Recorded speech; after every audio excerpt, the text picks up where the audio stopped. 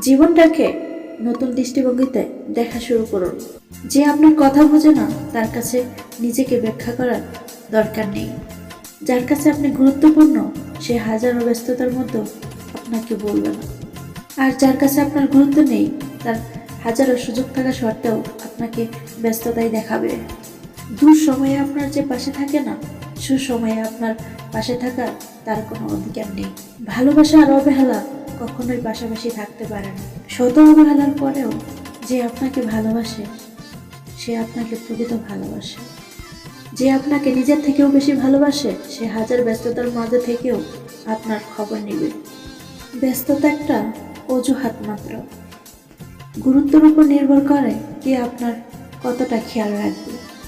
অর্থ, সম্পদ বা কেরিয়ার যাদের কাছে বন্ধুত্ব বা সম্পর্ক করার একমাত্র মাপকাঠি, তারা প্রচুর পরিমাণ স্বার্থপর হয়।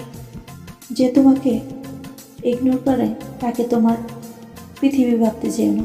কারণ যে যা পাওয়ার যোগ্য না তা যদি সে পেয়ে যায়, নিজের যোগ্যতা অনুসারে বিচার করার ক্ষমতা হারিয়ে ফেলে। পৃথিবীতে শেষ বলে কিছুই নেই, সব শেষই শুরুর বাহানা মাত্র। একটা কথা মনে রাখবেন, যে আপনার সে কখনোই ইচ্ছাকৃতভাবে আপনাকে অবহেলা করবে না। আর যে আপনার না সে কখনো আপনার স্বার্থহীন ভালোবাসাটা কখনোই বুঝবে না। তাই সব কিছু সময়ের উপর ছেড়ে দেওয়া উচিত। কারণ সময় আমাদের জন্য কী রাখছে সেটা আমাদের ধারণার বাইরে। নিজের দৃষ্টিভঙ্গি বদলান, দেখবেন জীবনটা অনেক সুন্দর হবে। সখী তোরা প্রেম করিস না, প্রেম না জানলে ধরা দিস না।